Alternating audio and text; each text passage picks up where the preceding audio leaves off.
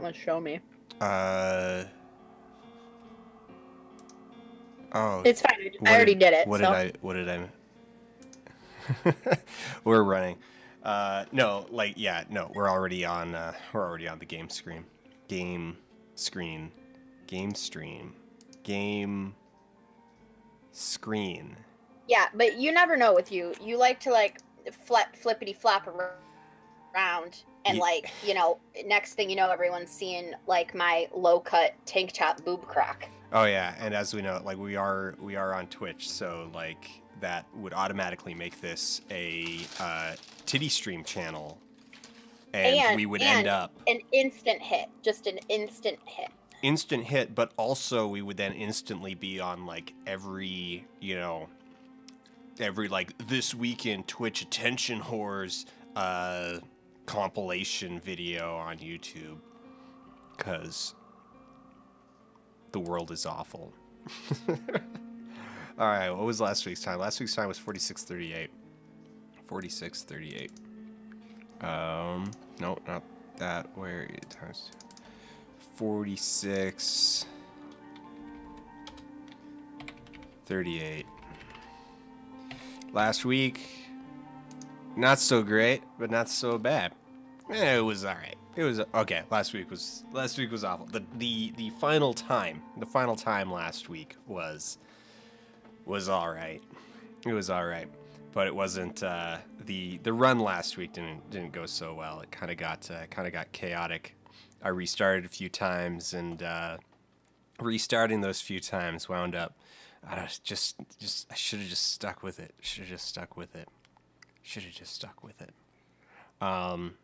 I was thinking about GDQ earlier though, and like, if I get in, what snack should I bring with me to like eat during the run? Because I mean, it just won't be the same. Like, it just won't be the same if I'm doing a run and I'm not simultaneously eating a snack that's going to cause me to screw up and lose time. Right? I guess you don't know about that, because you're silent.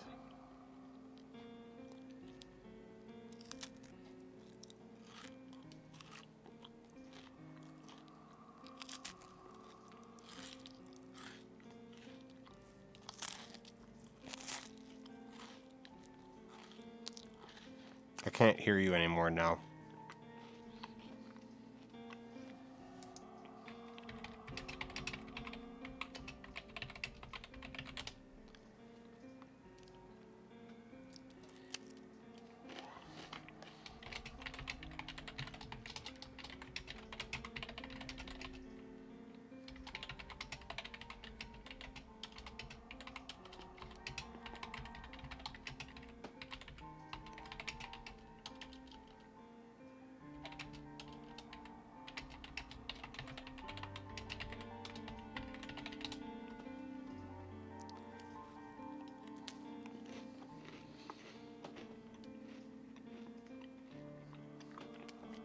For those who are just listening, we're trying to get Crystal's audio sorted out. She just went quiet. We were talking via text.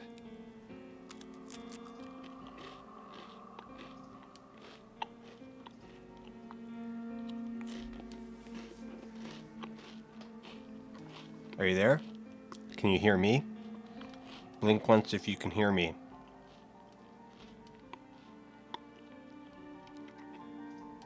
Did you mute yourself or plug in your thing? Okay, you can hear me.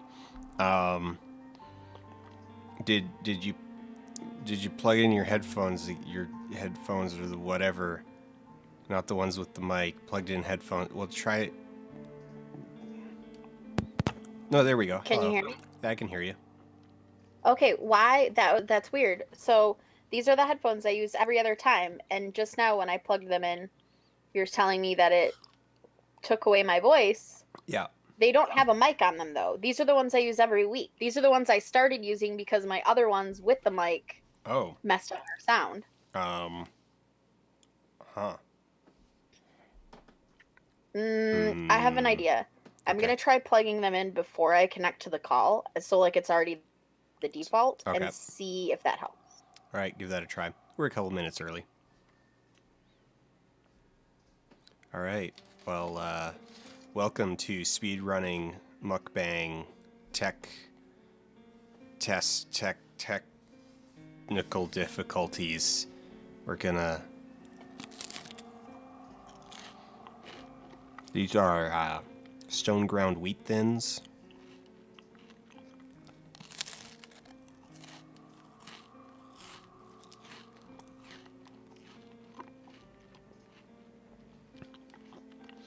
They're basically saltines plus.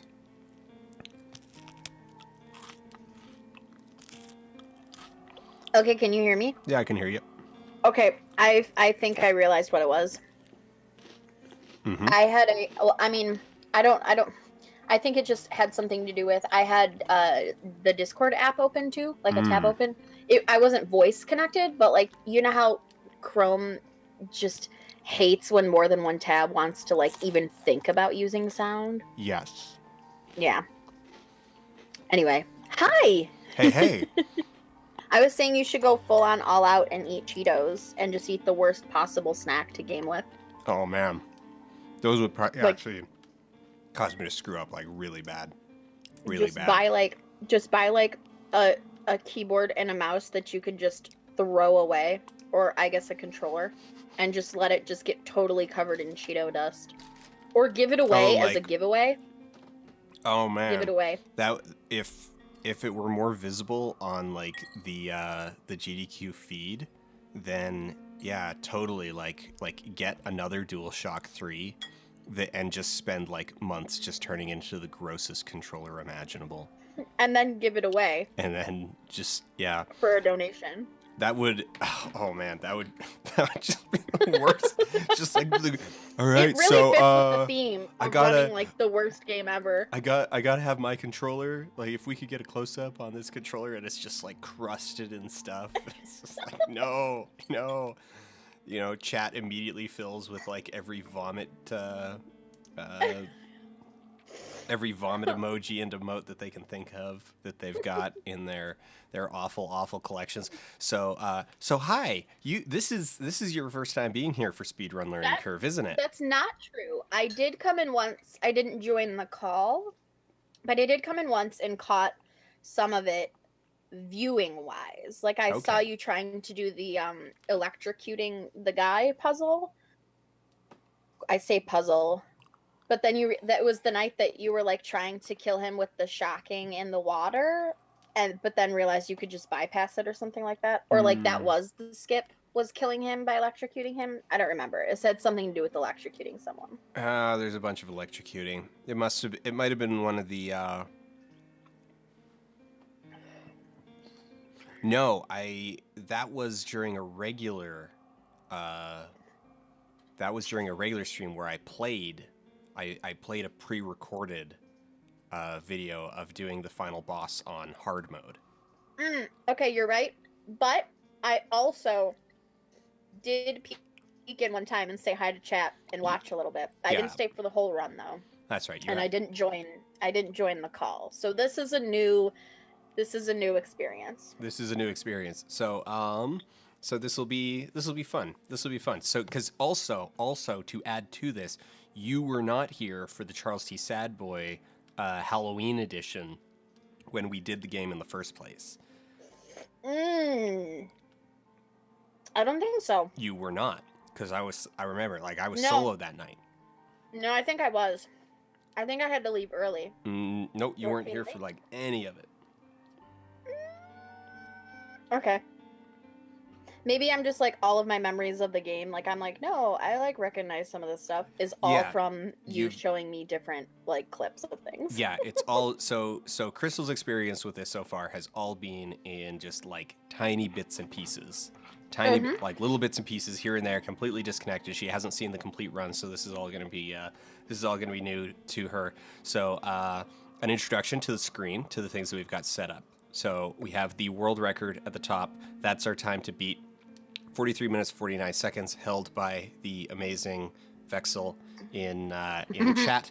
My personal best is still a minute and change behind Vex at 44:55.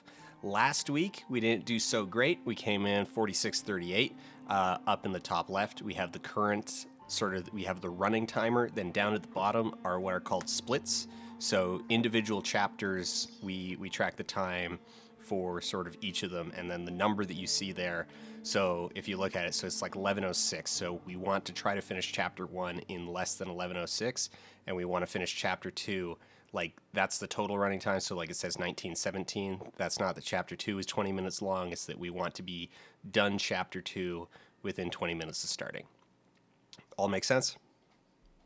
Yeah, so I just want to say that I appreciate that you've like, I don't know, did you make your little HUD, or is this like some sort of plugin for like speedrunning people? I made my little HUD, and also I then made it and then resized the buttons in the thing. Here, let me see if I can. So if I go screen width full, there we go. Now they're actually like the right size. Oh, swanky. But now I need to like it happen yet, but I'm just gonna comment on it now so Yeah. that it happens in real time for everyone else. But now I need to like resize this over here. So here's my main question for you. You haven't had me all of this time, and so you've sort of like created your spiel, your patter, if you will. How much do you want me to not interrupt your jam For this evening, for Yes. this one, just bring it, because one of the things that I'm realizing that I'm sort of forward thinking is that I can't get too complacent. Like, I can't get too comfortable, because I need to start prepping myself for the idea of like, okay, you're comfortable with the run, now do it in an environment that you're not used to, do it in a context that you're not used to, maybe get, ready for upsets. You know what? Maybe even like feel free to like heckle me a little bit, because, like give you like, you're bad at this, like stop sucking. I don't know, whatever. Like, just, I got to practice doing it in a higher stress environment. Right. Right. Like, Vexel suggests that Crystal and Foldy for SGDQ Couch 2018, and I would come a few days early to get my fist in Foldy and do that. I would do that. I'd be down for that. well, we'll see if Foldy's difficult to travel, but I guess I would. Wow. Just have I might make an exception. He's fragile, but I might make an exception for GDQ. We'll see. We'll consider that. All right, let's get started on the run, and just sort of go from there. So at the beginning, I will have a little bit. I'll have a little bit of an intro, and I'll try to explain the story. We have about a minute of loading to start, so there's some time. And then once we're into the game, feel free to ask questions, and I'll try to answer them. So ready to go in 3, 2, 1, start. So this is Amy, published in 2012 by Lexis Numerique and developed by VectorCell. It was brought to us by one of my new favorite designers, favorite old designers, Paul Cossette, who you may know for such masterpieces as Shaq Fu, Enforcer of Justice. He made Shaq Fu? Yeah. Is that why you... That's actually part of how we got around to Shaq Fu. Like, Amy is one of the reasons why we got around to Shaq Fu. So we originally ran. I'm really excited to draw parallels between the body of this person's work. Yeah. Really approach it from a cohesive auteur lens. Yeah, exactly. I'm really ready for that. Yeah, so in the cutscene that we just skipped, we're on a train, so we're going to be playing a woman named Lana. She is escorting a non-verbal autistic psychic girl named Amy away from a place called the Institute, and then everything kind of blows up and crashes. So your classic sci-fi bad guy, the Institute. The Institute, yeah. Just like very okay. All right.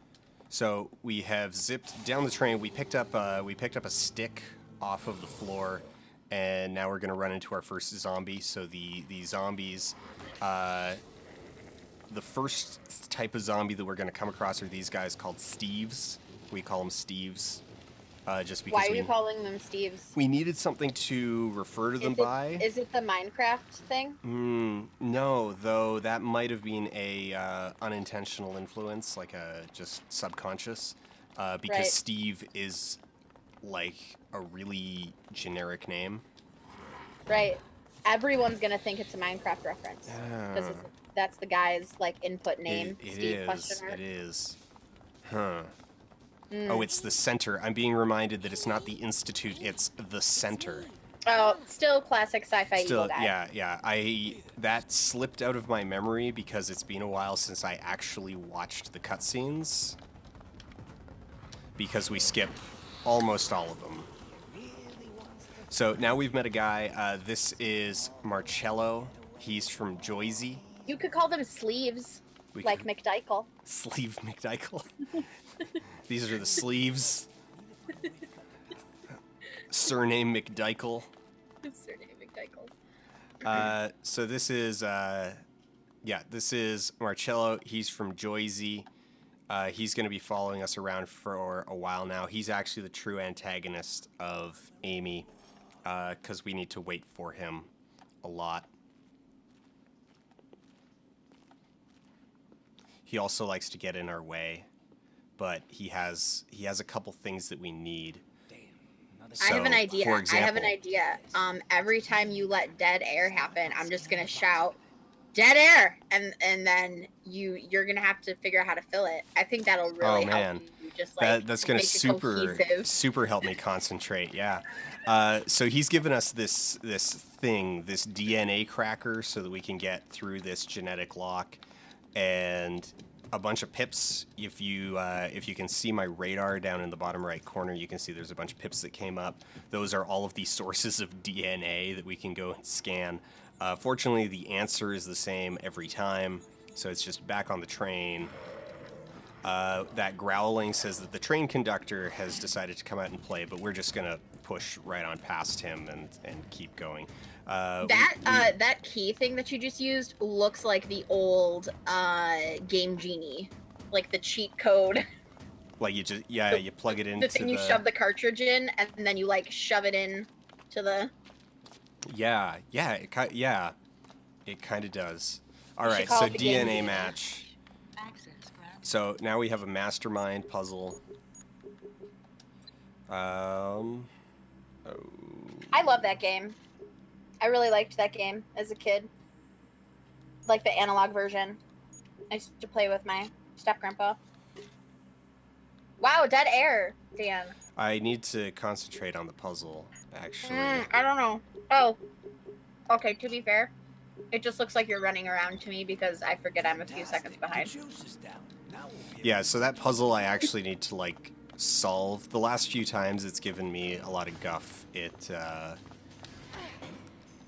Oh, dang, I don't know what happened there. That was kind of weird. Lana just decided to move really, really strangely in a way that I wasn't expecting. But so yeah, that puzzle you need to solve. You need to actually solve. Sometimes the answer there's is like nothing really online. easy. Like there's no way to figure out the. There's. Is it actually randomized, or is there like a set of like 7 possible answers? No, there's a set of like 256 possible answers. Okay. So it's functionally actually random. No, okay, I got you. And actually it's like that Minecraft puzzle from that other game.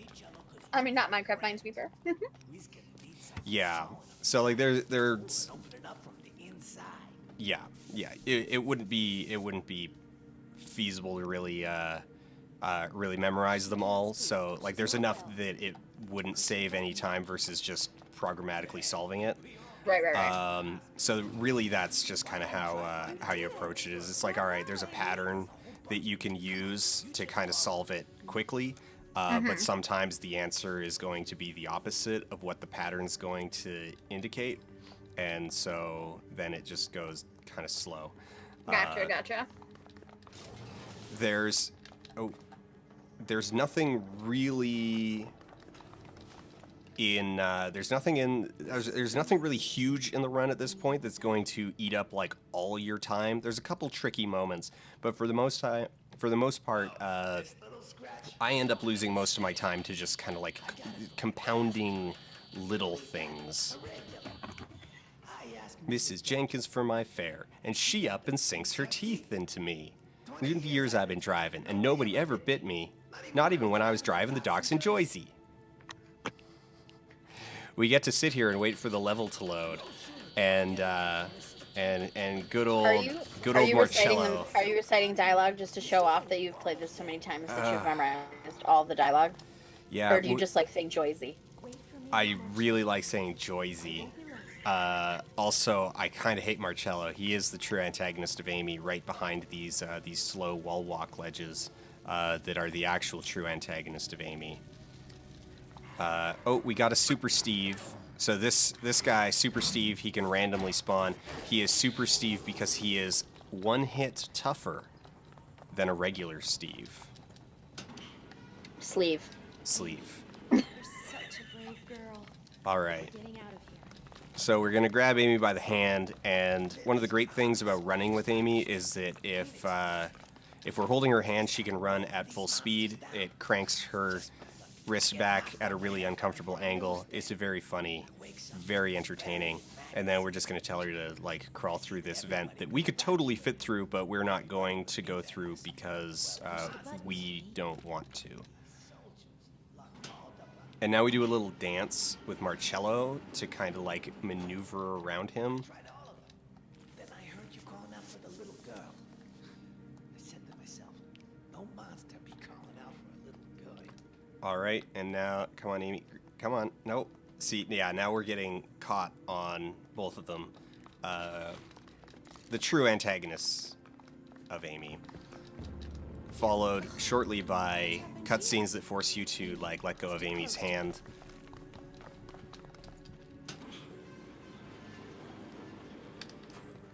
Come on, Amy, grab my hand.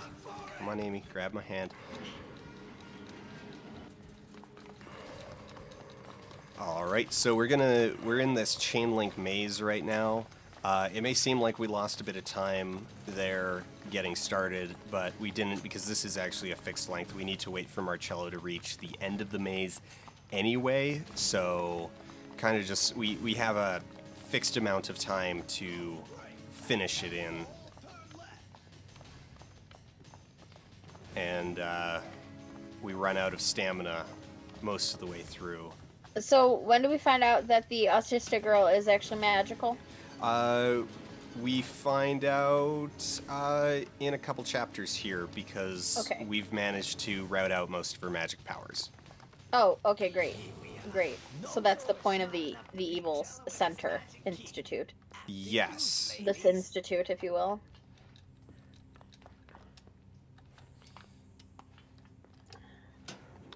So this room right here is where we got very angry at Amy last week.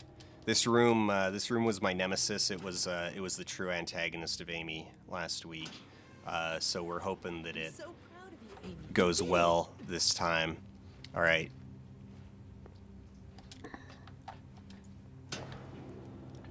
Didn't get caught by it this time, stupid elevator. Yeah, that's right.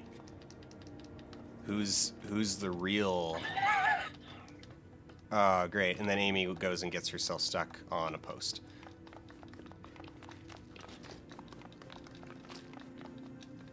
Shh, there are soldiers in the area. I'm gonna see if we can get some help. All right, so I can already tell that I'm going to have a little bit trouble getting over to the desk when we need to do the maneuver because of where Lana pivots when she's holding Amy's hand. I'm willing to bet that Amy is going to just face plant into this wall that you can see to our right. Oh, we got around it. So the true antagonist of Amy is actually like walls, doorways, corners, really anything that can pull Amy out of our grip. I'm not sick. Just Just a little beat up. I'm not infected. And split. All right, so that wasn't actually too bad of a time. We're only about 9 seconds over target. Which, yeah.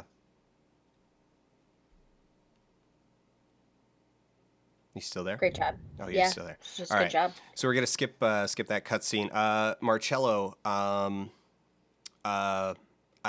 don't know how to break this to you because I know you all came to just love that character in the last 10 minutes. He's dead. They shot him. Well, spoilers. Yeah, he died. He died in that cutscene that we skipped. So I guess it's not a spoiler if we just like straight up yeah, didn't. yeah. Like, can you Poor- really call it a spoiler if you fall asleep partway through the movie and wake up after someone's dead?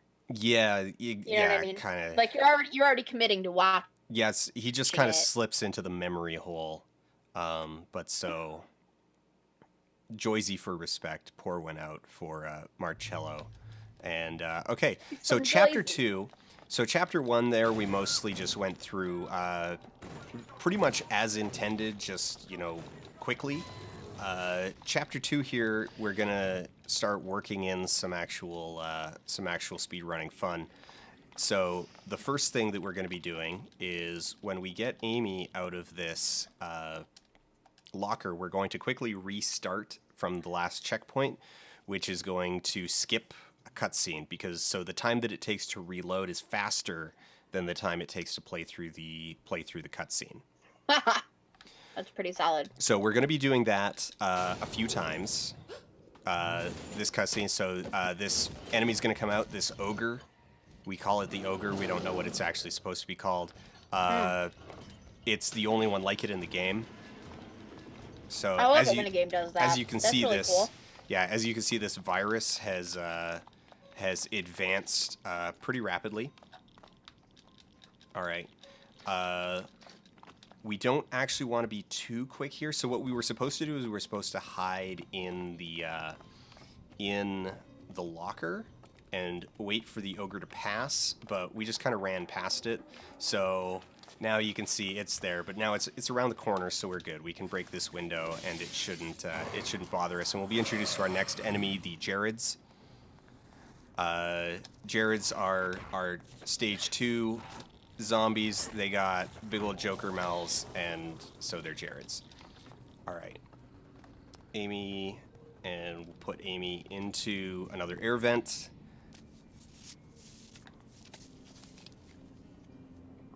So, Vexel suggests that you should do a run letting the cutscenes play to see what your time is.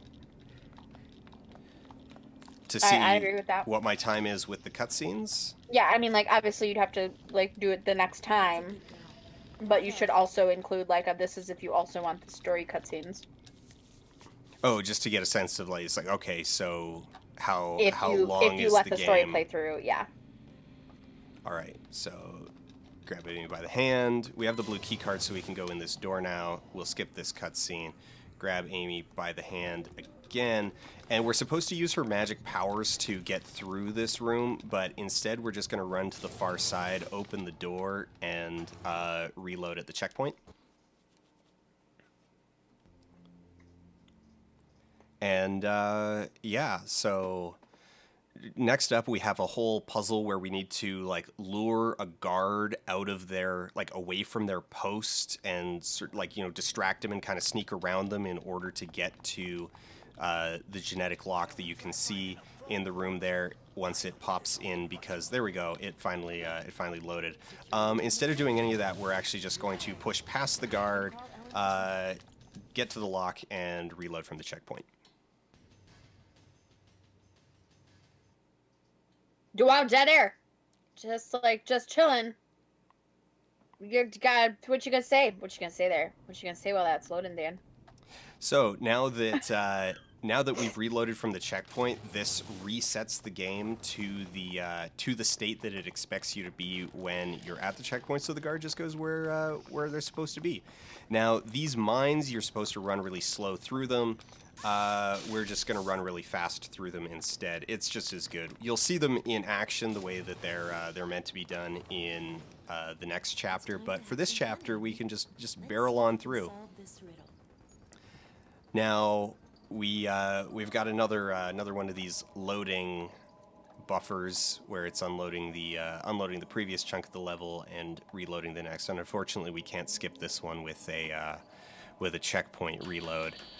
So the next room, we're going to be introduced to another character named Pastor John.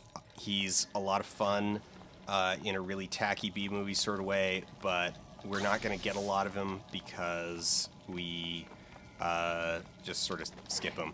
Now, we got a little bit unlucky here. There's a couple Jareds that can randomly spawn in this room, and we got one of them. And so that eats up a bit of time fighting the Jared in order to scan this DNA.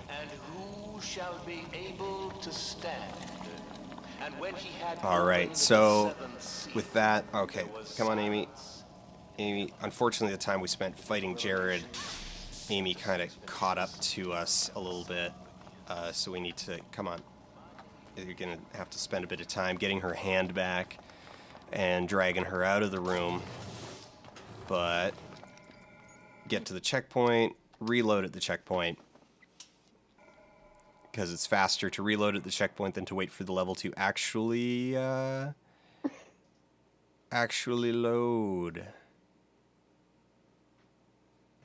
Actually load. Alright, so we don't need Amy for the rest of the level, so we're just gonna leave her behind. She's the name of the game. Yeah. That guy, what the heck? That Jared just dodged that hit. He never dodges that hit. I am resentful that he dodged that hit. Oh, that added a few seconds. You're never gonna beat the time now, Dan. I'm never gonna beat it. John, the scrambler in the server room is starting to show signs. The scrambler in the server room is starting to show signs of wear and tear. Don't ask me why a mall has a scrambler. Also, despite the fact that Amy isn't present, Lana is now going to explain to Amy the difference between a scrambler and a jammer. Also, we left her what is the behind. difference between a scrambler and a jammer? One scrambles things, the other jams them. Okay. Oh, game thingy. I'm eating garlic nuts. Alright, and our second mastermind puzzle. No. So how long is this game if you're not speedrunning? Like, if you don't know and you have to, like, spend a little time doing things, like, how long does it take? About 8 hours. Wow, that's a long time. Yeah. How much is it, like, you know, if you're good at it? Like, so if you know what you're doing and you just go through it, or if you, like, speed run with all of the skips and everything? Like, if you know what you're doing, but you're not trying to do any skips or, like, anything fancy, you're just, like, going through. Maybe you're skipping. About an hour and a half, hour 45 minutes. Okay, so the speed run version cuts the, like, I know what I'm doing time in about half. Yeah. That's takes pretty solid almost as far takes as, like, actually percentages go. it's probably closer to an hour 45 for the, like, just straight do things fast, don't watch cutscenes. You know, go straight to the answer to puzzles. You know, you don't need to explore. You kind of know where you're going. That's about an hour 45. So you chop really like a whole hour off by introducing, you know, skips and stuff like that. Right.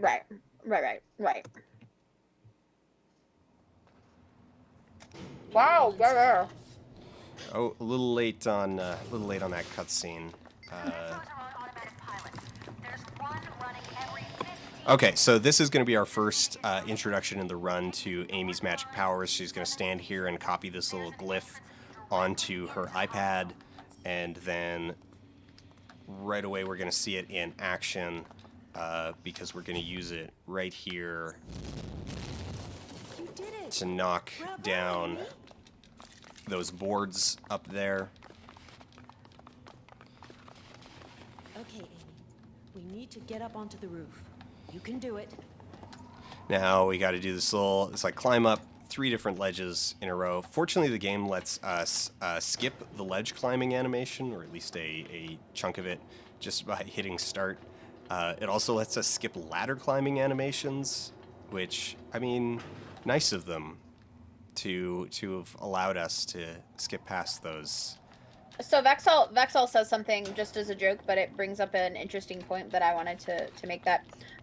Vexel says, I can't believe Stranger Things ripped off Amy. Now wait here. And I want to say that I think there is there is a vast difference between the narrative of like autistic kid is actually super intelligent and or magical, and Elle's character in Stranger Things, who is the way she is and mute because of like rampant abuse. Yeah, Elle in Stranger Things is really just like mal-socialized or really non-socialized because she has grown up in an abusive institutional environment. Right. And, you know, a large portion of her character is in fact like overcoming that essentially programming. Exactly. There's also, you know, back and forth debates, you know, illusions, whether if Elle I'll ask the next was zombie where he born with before he bites the me. capability and it was enhanced and forced out, or if like they just abused kids into doing the things. Okay, so the laser mines in this level aren't quite as forgiving as they were in the last one, unfortunately. So we will need to actually walk slowly through them a couple times. I was able to navigate them pretty well this time, and I hope... Crap. No, it happened again. Oh, no. No, come on.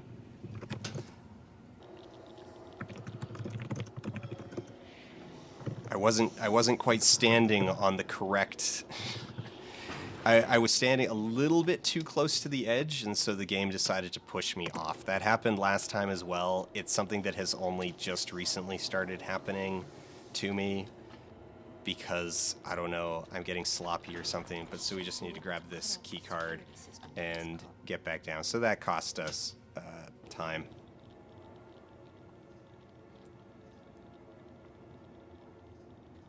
And we had managed to cut down our delay to... We were only 4 seconds behind time.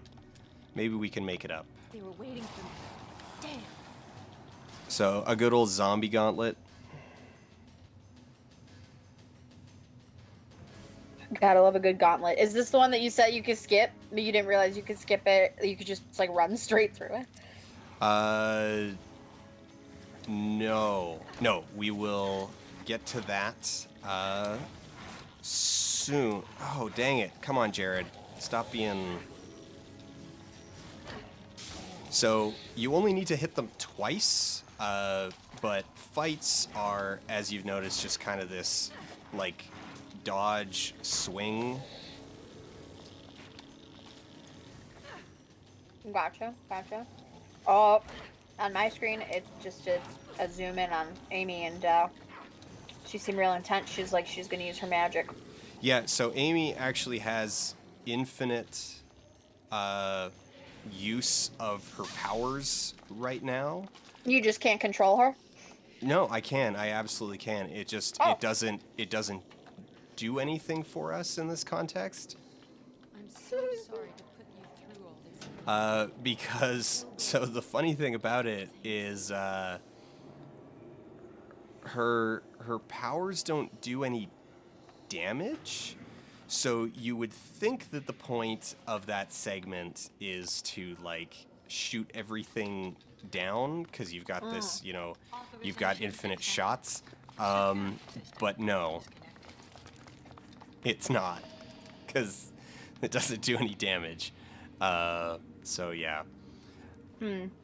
So we're backtracking because going back to this glyph in order to refill Amy's powers is going to let us skip the next puzzle entirely. Come on, Amy, grab her hand. There we go.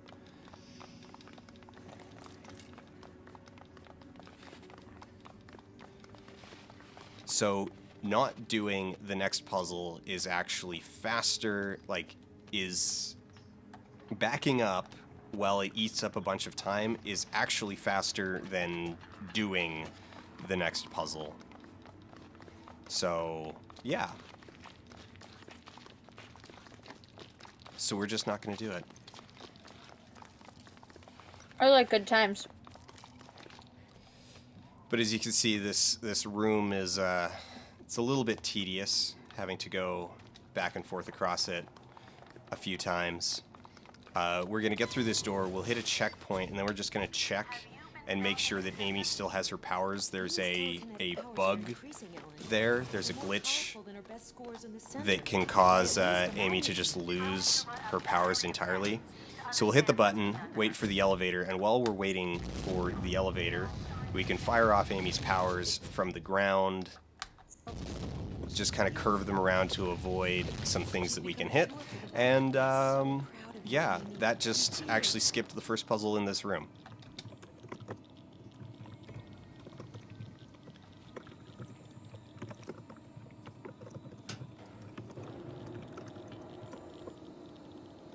So all of the stuff, the elevator and everything that you see over on that side of the room, we didn't need to do that at all because of the backtracking. Now, back to the true nemesis of Amy, the wall walk. We got some time to kill. Any questions while we walk slowly along this wall? Wow, we gotta walk slowly along. Oh, just because like you move slowly when you're doing the do. Yeah. That's pretty boring. No. So like, done. I guess.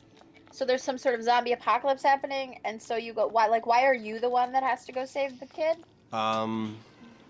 Because we were with her, I guess.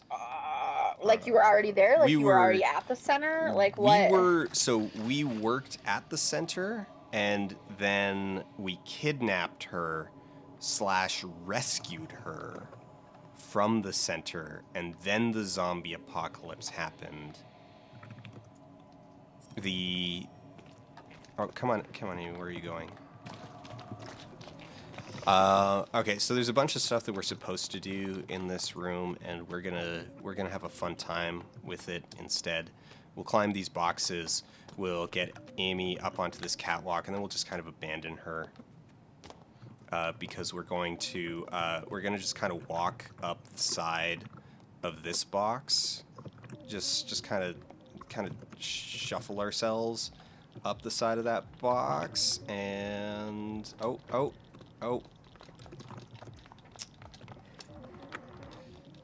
Do it. Don't break it. I slipped off. It's okay. We can afford to slip off a little bit. All right, and get it lined up good, and there we go. We'll just walk along the top of this wire.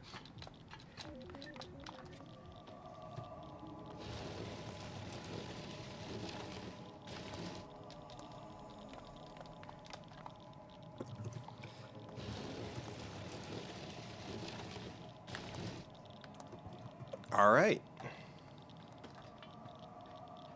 So we did need to stop at the glyph when we came into this room because Amy did need to refill so that she can break these boards, and then we're just gonna zip on out of the room instead of doing the rest of it. Don't have to worry about the professor anymore. All right. I'm Coming up on the end of this hallway is a really tricky moment. I'm gonna need silence for this puzzle. So we got this soldier, and we gotta sneak to the far side of this room And so we're just gonna press Lana against the side of this train car and just grind her face into the side of the train car, and end the room.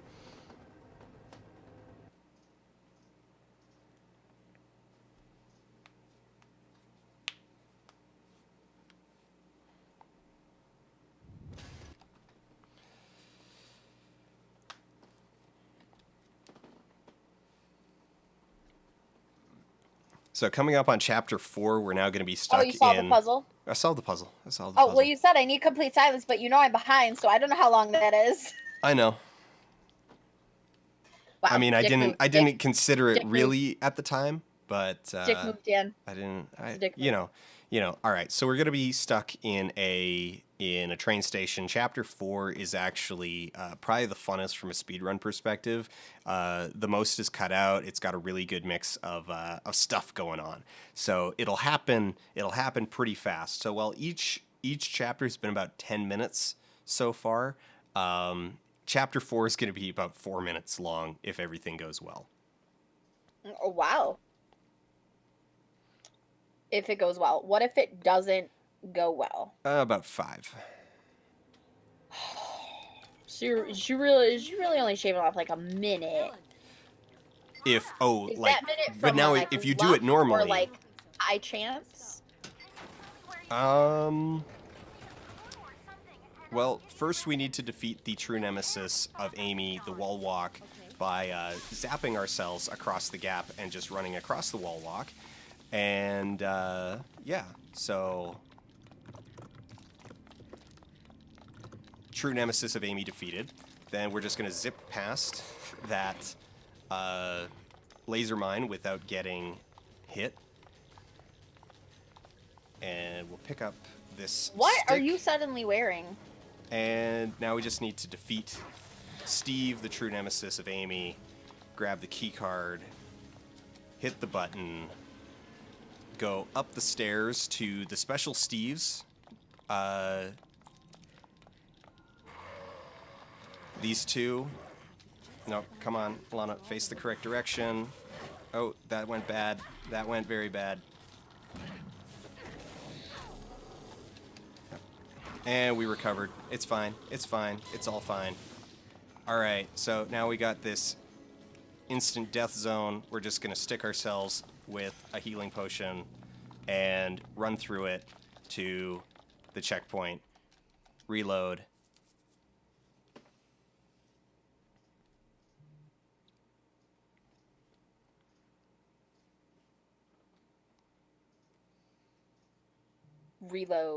Reload. Oh, hi, Amy. Where'd you come from? Are you talking to your cat or the kid? I'm talking to the kid in the game. That's a performative piece. Yeah. Thanks for killing my joke. You're welcome. All right, we're at 3408, 3409. You told me to go off and heckle you and interrupt you. 3409. That even actually wasn't the right... Okay, so this is supposed to be a zombie gauntlet. We're supposed to, like, stand guard at the door and, like, defend ourselves. Instead, we're just going to run into this room where we can watch the zombies spawn on the other side of that fence. And so we'll get a bunch of denim Steves that we need to deal with. So there's the first one. There's the second one. He's gonna figure out that we're over here in a second here. Take it, Denim Steve. Alright, there's our third Denim Steve. Oh, we got another Steve. Alright, we'll kind of wait for that guy to... Alright, we might need to get him out of the way. But, there we go. And there.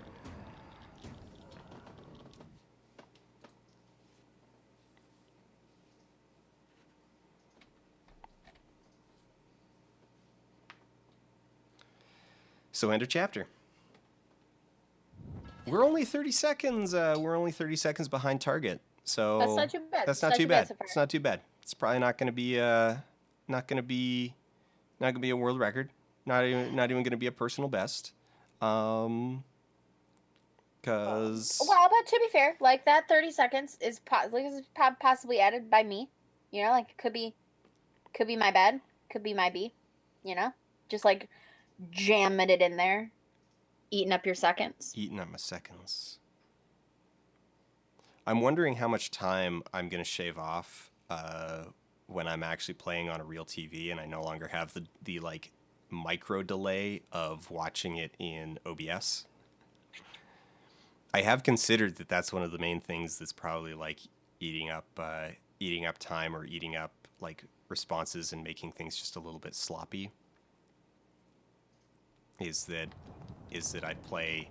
I watch it in OBS. So like that right there where it's like barely loading and I miss it.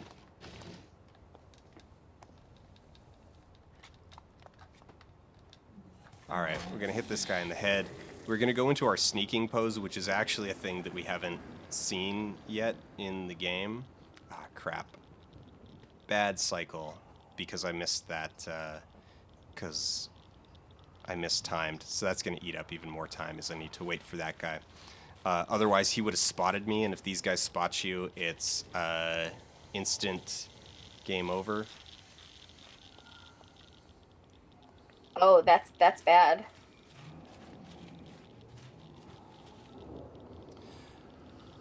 So right now, so it turns out the thing that we were supposed to do last level, like the thing that we were supposed to learn in Chapter 4, is how if Lana is sufficiently infected, she can sneak among the zombies. But as you may remember from Chapter 4, we didn't do that at all. And in this chapter, we're just going to abuse the hell out of it because there's all of these puzzles off to the side right now. Like, so there's one where we need to use the silence bubble in order to get across some glass so that we don't alert the zombies, and then we need to like sneak around, like kind of ghost behind them to get to the corner here, and then use mind bullets to push these cars around in order to set off their alarms. So you even need to like bend the mind bullets around the corner. And we are going to do exactly none of that. And instead, we're going to go into this alley, pick up this key card, and reload from checkpoint.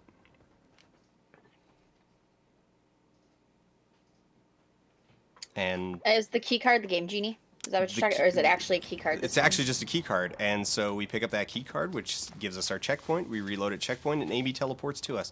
It also cures our infection, which was getting a little spooky. We were hearing some voices. It was getting a little red vision. Okay, come on, Amy. For whatever reason, the last 2 weeks, she's been really reluctant to grab my hand. Oh, and there's the true nemesis, the true villain, the true antagonist of Amy. Frame rate drops that cause Amy to lose grip with Lana's hand.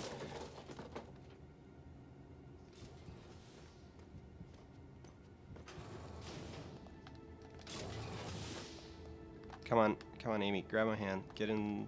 There we go. And we'll get into this locker and restart from checkpoint.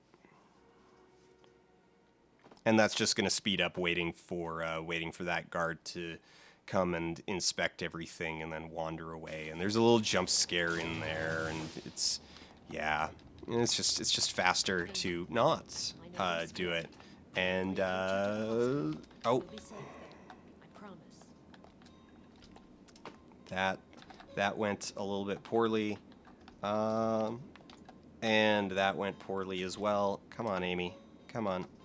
Oh, there we go. And then she eventually decided to follow us off the edge.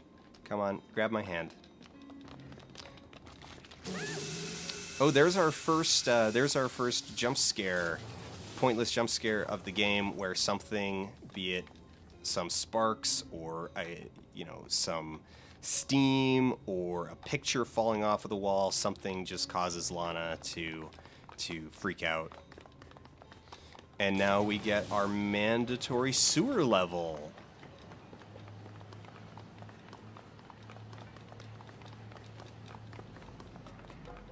A little bit of clipping through geometry there.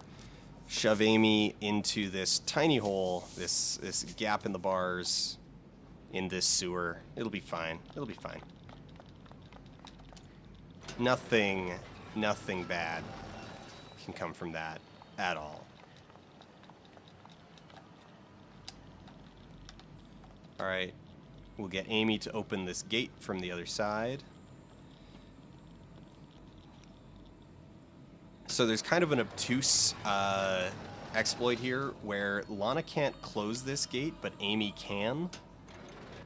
And if the gate is closed when we use this DNA thing and hit the next checkpoint, if the gate is closed, a bunch of zombies spawn, but because the gate is closed, their pathfinding gets kind of screwed up, and for the most part, they end up just standing where they spawn. And so we're going to take Amy down through the sewers to our dead body that we'll scan to get our DNA. And we only need Amy for her lantern so we can see this bridge, so we can get across it, and then we don't need her. So we're just going to leave her behind in the sewers as we run away. Hey, we found the correct DNA. Good for us. Open the door, down the hall, and time. Next chapter. 52 seconds behind. Ah, shame. We're like a whole minute behind. I know where I could, like, trim a bunch of that. We lost a lot of time to... We actually lost, like, a bunch of those seconds to cutscenes this time, because I was really slow on skipping the cutscenes. But that's on me.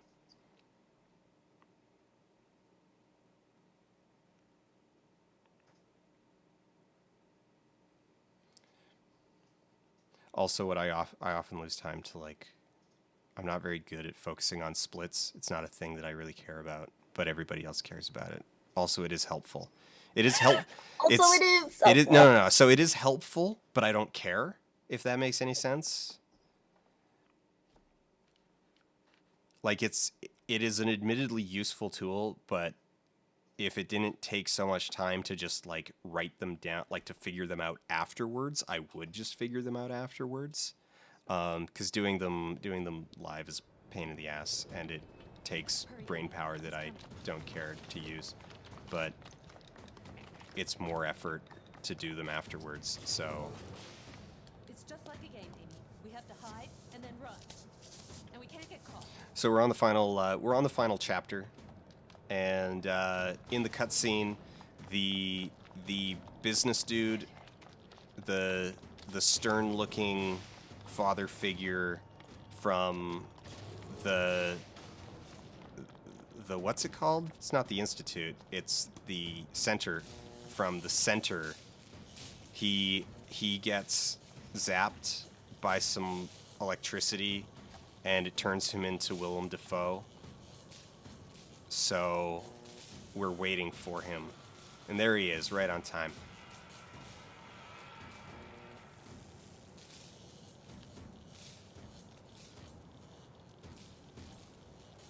Right on time for Willem Dafoe. Right into I think I remember this. Willem Dafoe is right on time, and he's gonna walk into this pool, and we gotta wait for him to fall over so that we can give him a big ol' bonk on the noggin. And we'll just push him around a little bit too. Why not? Let's be real mean. It's just like he was a bad boss. All right, Amy, quick, push the button.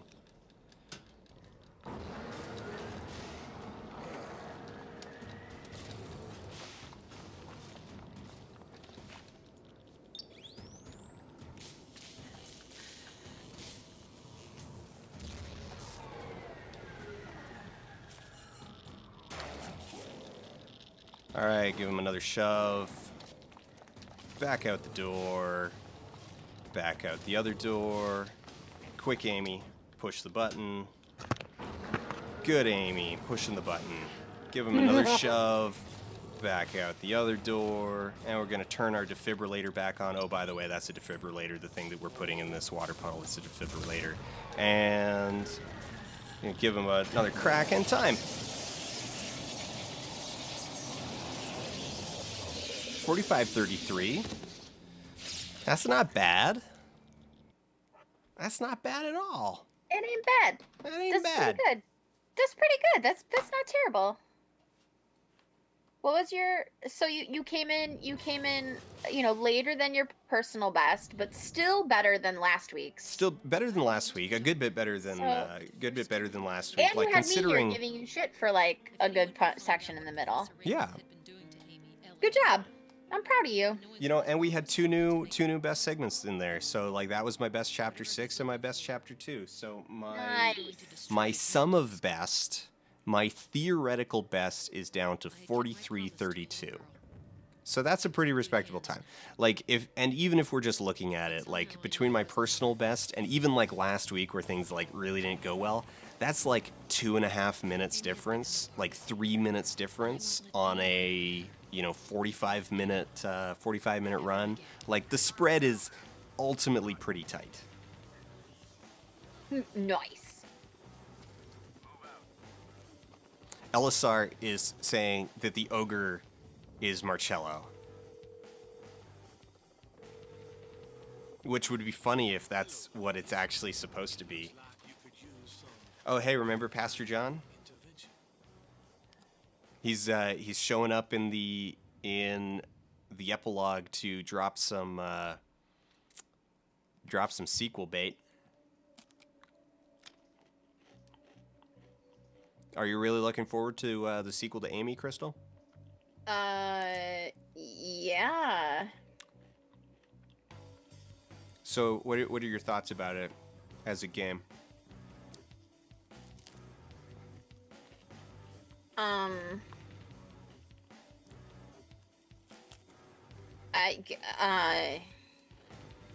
Honestly, I think it's one of the best games ever because you're done with it in 45 minutes and not 5 hours of me slowly dying inside while you fight the same crystal or just find out that the whole thing was a dream, the dream of a talking head god. So like it's short. It's short, I'll give it that. It's short.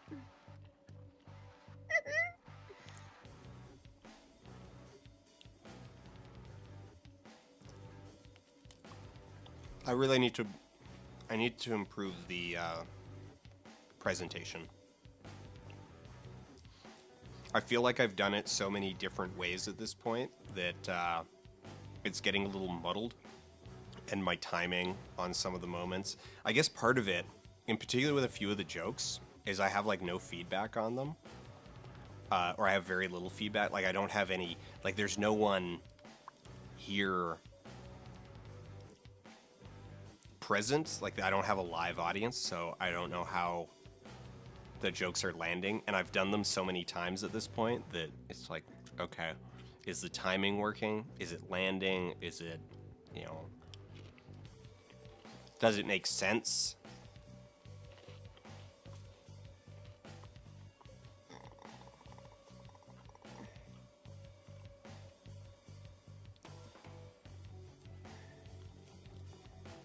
I do like that your response to that is just kind of a low back of the throat, like gurgle. A glottal fry. Not really a glottal fry. It's like it's a voiced glottal.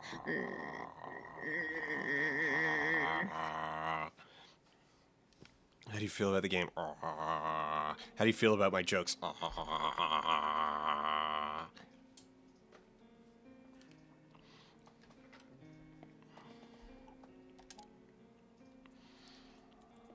I think the big thing that I need to do, one of the big things that I really need to do is I need to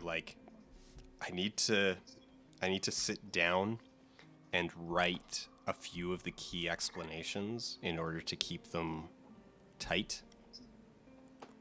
Because what ends up happening, so like chapter 2 in particular has a moment like this, like right around the middle of chapter 2, when it's like you do the back-to-back skips, like or not skips, but the back-to-back reloads.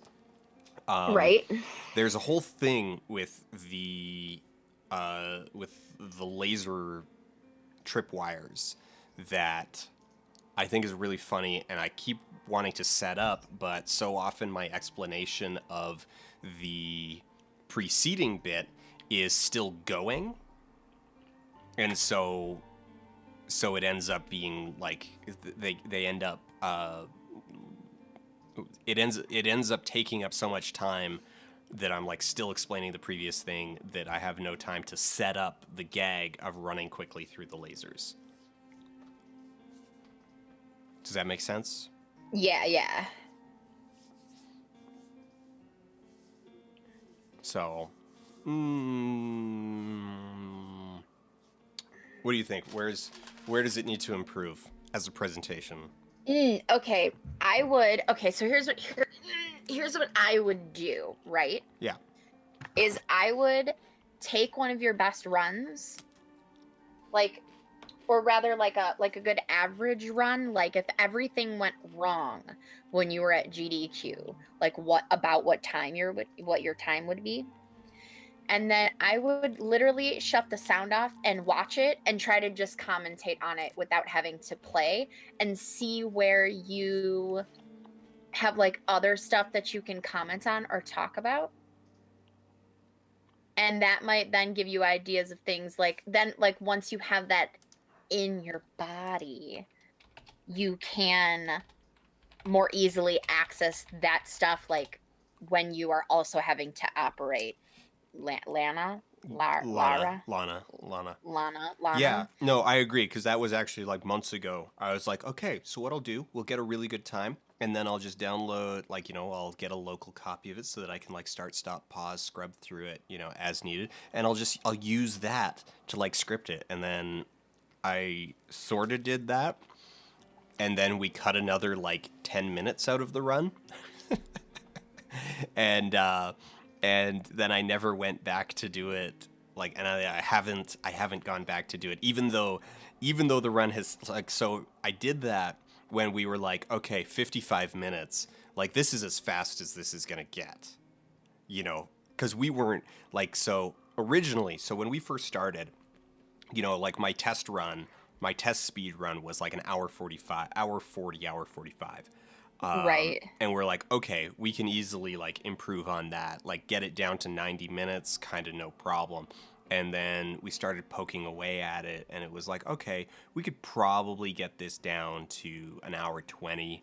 And then over like the course of a week, it was like we found more stuff, and it's like, all right, an hour 10. And then it was looking like, it's like, okay, well, theoretically, if everything went perfect, 60 minutes. Like if just stars aligned, perfect run, 60 minutes.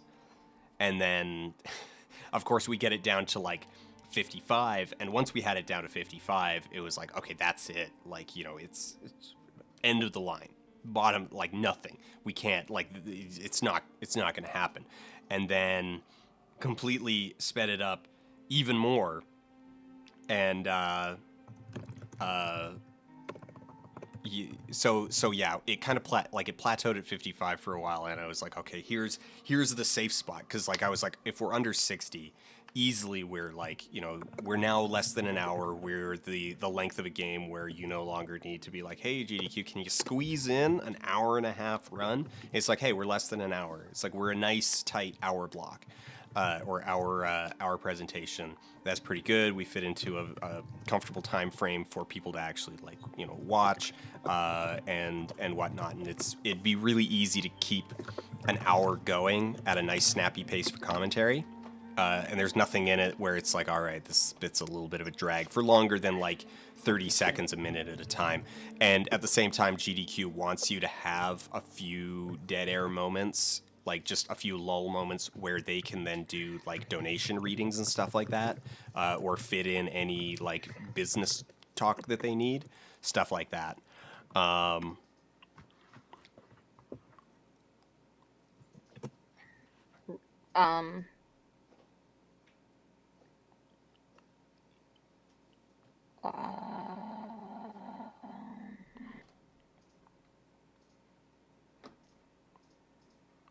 And then she just left the call.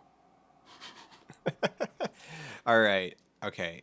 I know what Vex is talking about. set this up while we see if she's coming back or what. Ellen?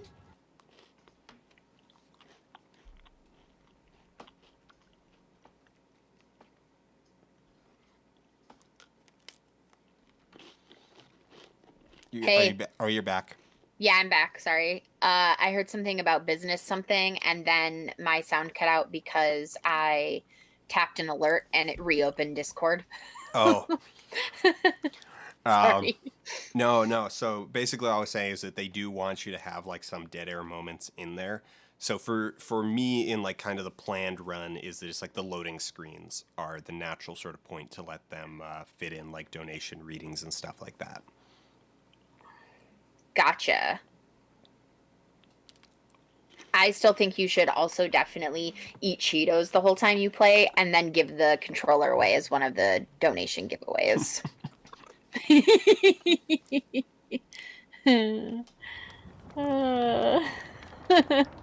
Oh my god.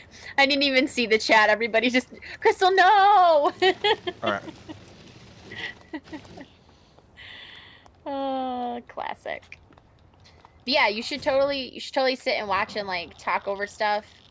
And then once you like have those ideas independent of having to control it, it'll be easier to think of it when you do control it. I also think that there's more room for like talking about like dumb smart shit that you like talking about. Like you stay pretty on point, but I feel like your brand is to both comment on the game as needed for a speed run, like explaining things and like saying when you're doing certain skips, but like also in between there being like, so let's break down the trope of the magical autistic child or something that's very more foldable human. One of the things that I feel is particularly lacking in it at the moment is that for the most part right now, my commentary, which I think is solid. It's solid enough that I think it's at a place great. where like it's GDQ appropriate, I should say. I think that on the scale of like GDQ, it's really good. Like there's no huge dead air spaces. But you're the explaining bulk of why it, stuff looks easy but isn't that easy. You know what I'm saying? Like it's good in that relation. But still, the bulk of it, like I would say a solid 50% of the commentary at this point is literally just narrating what I'm doing. It's like, okay, and then we're gonna like go down this hallway, we're gonna go up this ladder, we'll have to cross this thing, and it's like okay, you know, if I've got like 3 minutes of just narrating my self-evident actions, like, you know, it's like I'm not doing a skip, I'm not exploiting anything, or, you know, it's like, okay, well, you can probably replace that with something else. Like people can see that you're going up a ladder. Okay, so here, let me see if I can figure out. Okay, the bit after the checkpoint reload, just leave Amy by the planks. Okay, so I know what Vex is talking about. I'm gonna try it, and we're gonna see kind of what happens. So we're gonna take Amy into this hallway. We're gonna tell her to stay put. Then we're gonna take Lana to the other side.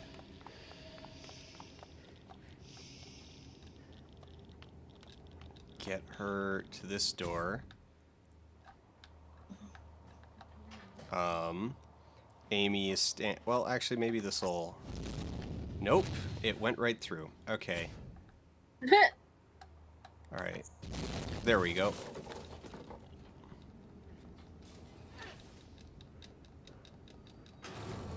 Ah.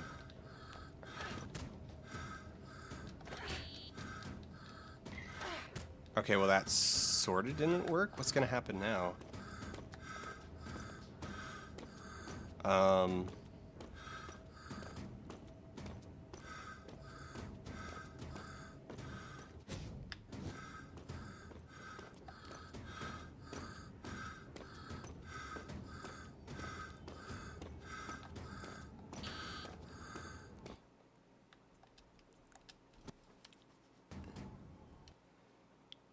Huh.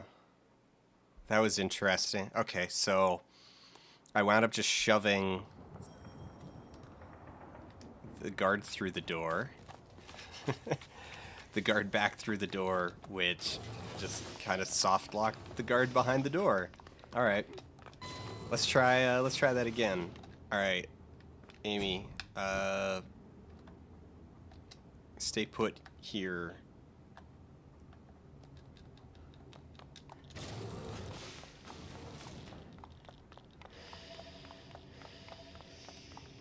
I think give Lana a little bit more runway space. Let's try it this time.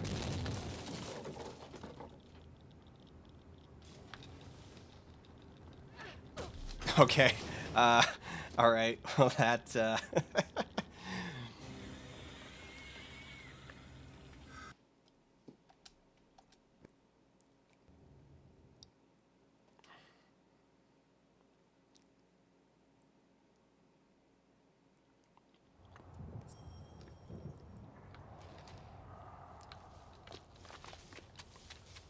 Killed in the cutscene. It's like, oh, he's winding up, and I don't have control yet.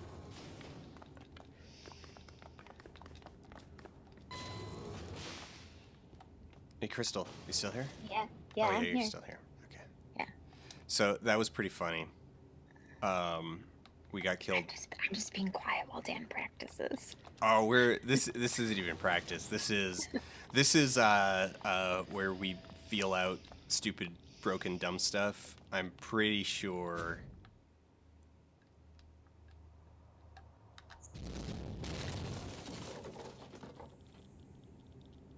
Oh, we're probably gonna die in the cutscene again. He's gonna. Oh.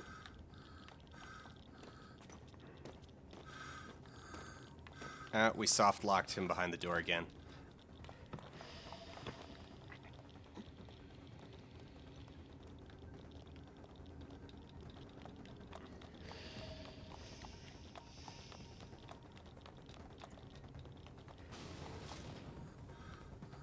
All right, and oh, and he still teleport kills us.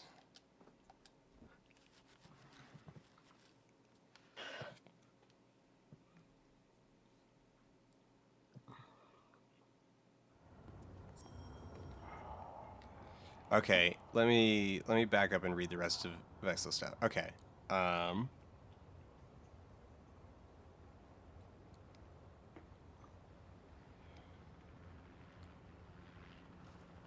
Okay, wait, what's going on? The guard. Okay, so you can body the guard into the corner with the ledge. You can get onto the ledge. Wait, which ledge are you talking about? I don't know what ledge Vex is talking about. Then use the input buffer when the door opens. Push past the guard into the door. It doesn't work, but the whys behind it not working feel intentional. It's working.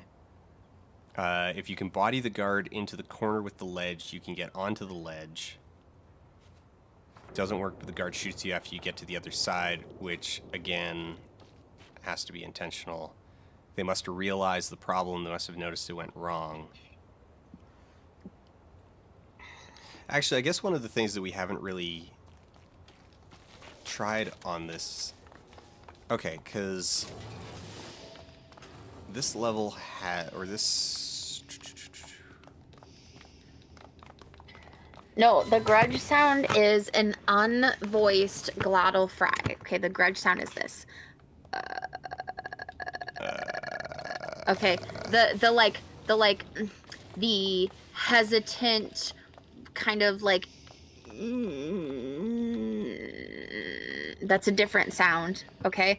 And then there's also the alien sound, or not the alien sound, the predator sound, which is a tongue roll, an unvoiced tongue roll. Welcome to Crystal's IPA lesson of the stream. You're welcome. Are you giggling at me?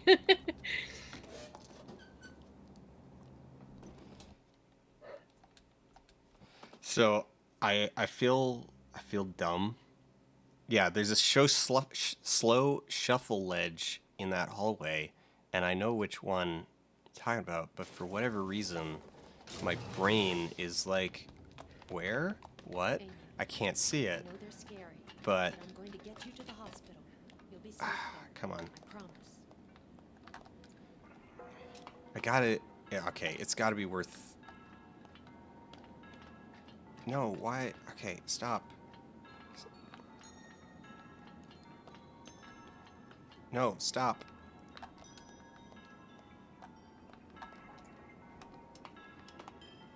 Alright, Amy, come on. Right hand. Nope. Right hand. There we go. Come on, fall. Where are you? Wait, where are you? Come on. Come on, Amy, fall. You're just standing in midair. Alright. Because it's like down here, like we go around the corner, and there's this shuffle. Oh, this is where, okay, I see. Right.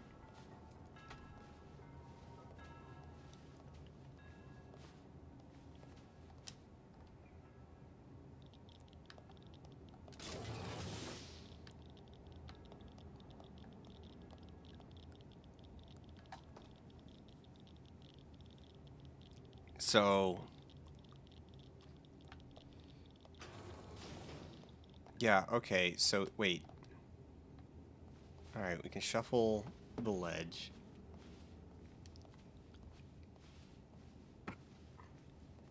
So in theory, if we could get past that and down here, I wonder. No, we would get stuck.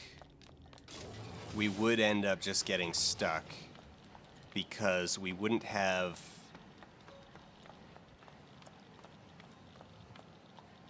Huh.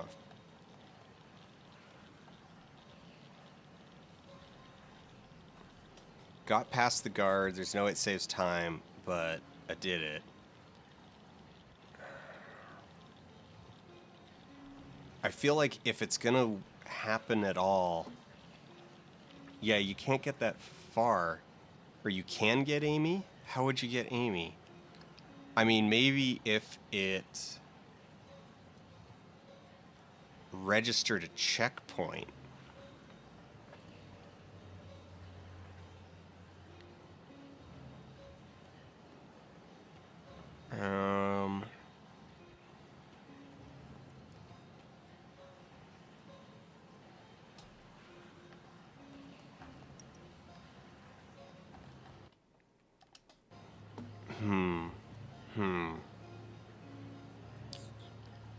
I would need to restart the level in order to go back to trying stuff there.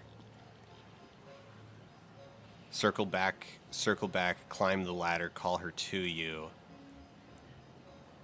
Oh, right, because... No, sorry, because we're using her to break... Right. We're using her to break the board, so the gate is open. Yeah, no, I can't see it saving, I can't see it saving time. It...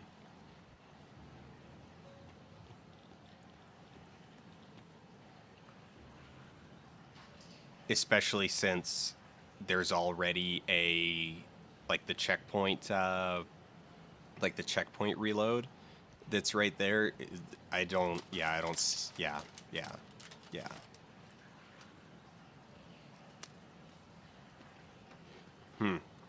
Interesting, though.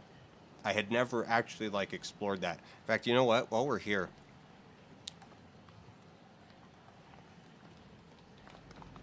I have never properly explored this level. Or this, the sewer. Oh, yeah? Yeah. We've just never bothered. Because, screw it. So by this point, actually, so when we were doing the original playthrough, we pretty rapidly hit a point where it was like, okay, let's just look up a guide, and the only guide that we could find was terrible, like really, really just truly abysmal.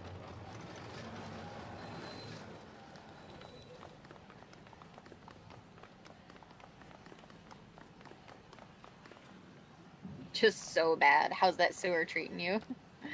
I don't know. There's a bunch of places down here I've never been before. Oh, that didn't do anything. Okay, here, Amy, you try pushing that button. Because when Amy pushes buttons, things often work. That they don't. Okay, all right. Well, that just didn't do anything. Cool.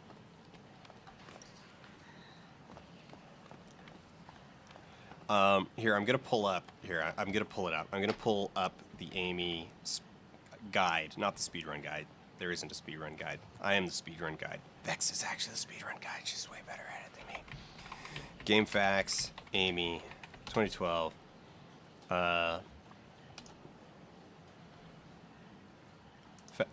Facts walkthrough by Paranoia7.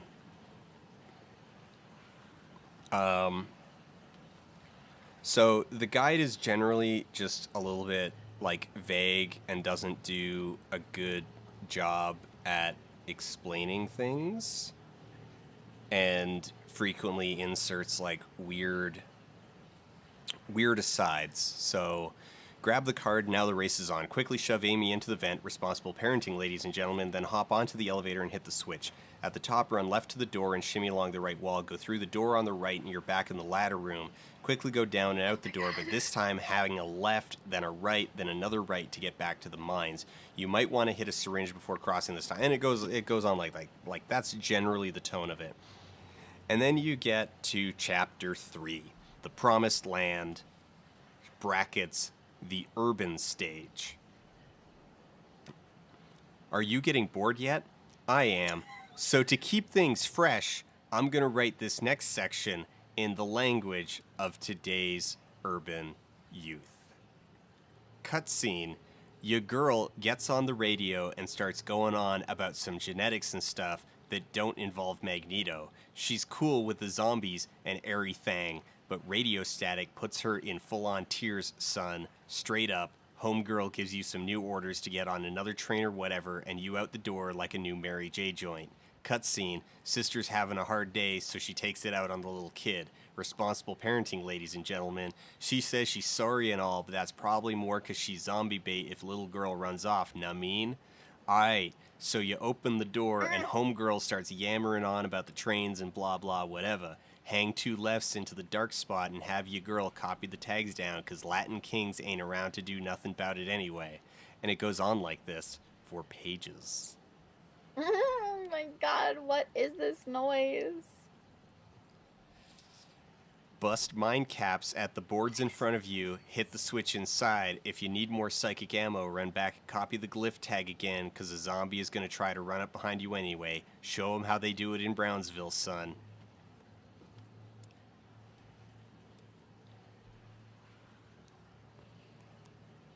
So, yeah, so we hit that point, and it was, I'm pretty sure it was actually in that chapter, I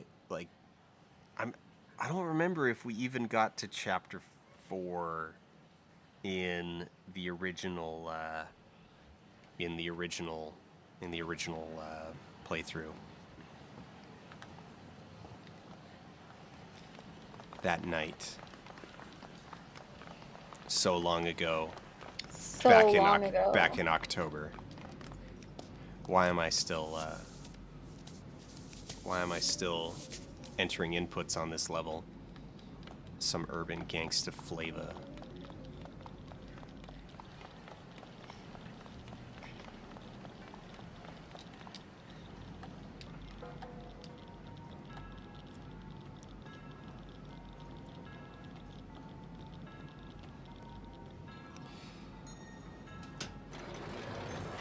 Oh, hello, Amy Cat. Usually while we're running Amy, I specify Amy versus Amy Cat just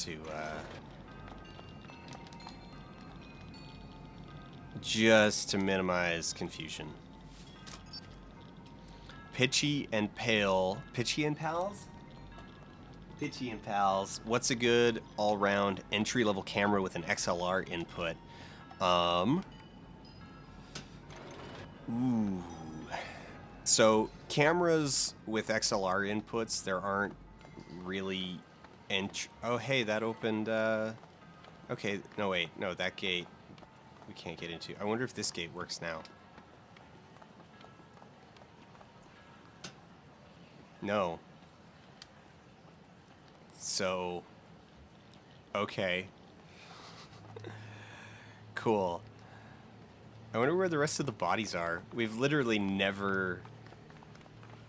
I've never bothered figuring out which other ones there even are. Okay.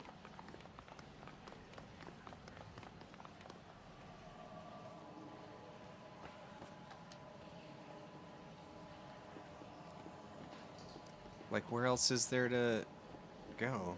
Are they all just... Okay. There's this one here.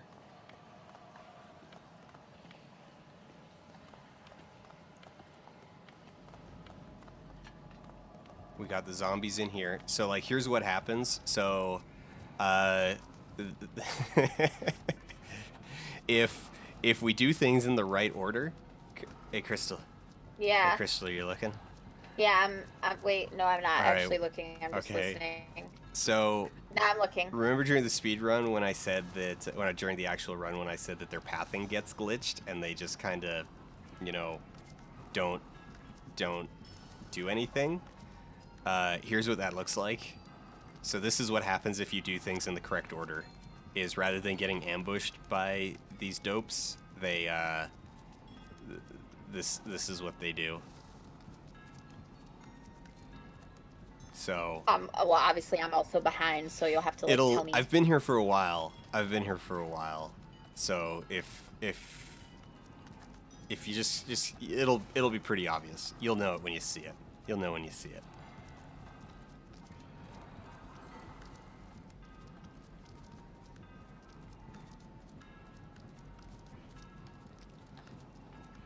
So yeah, that's fun.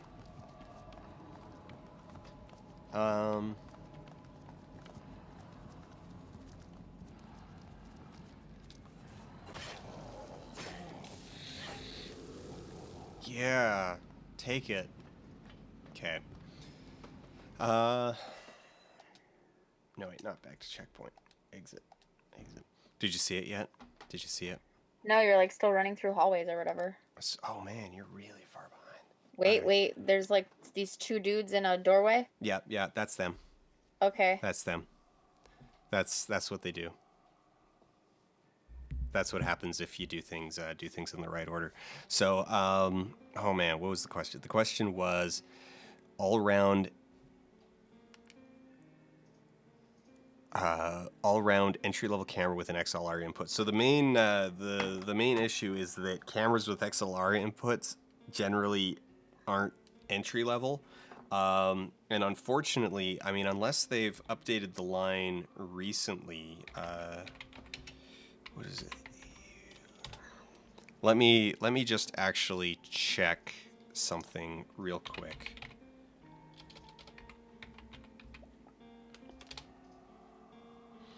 On the site to see if they have, because there's a few product lines that I haven't really been keeping up with. And this is the wrong site.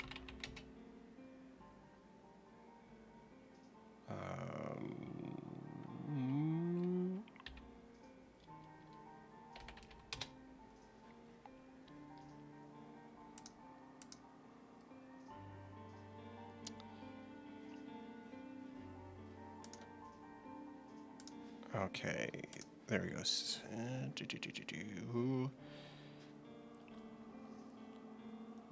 Nope.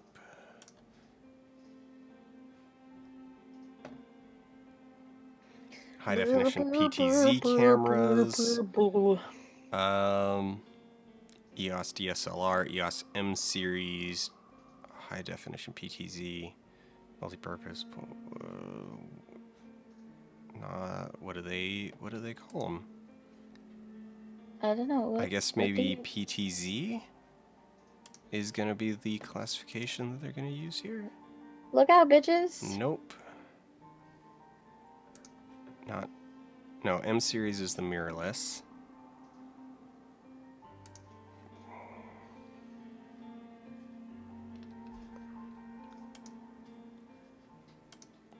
Okay, let's see where they put. All right, let's look up the. Whoa.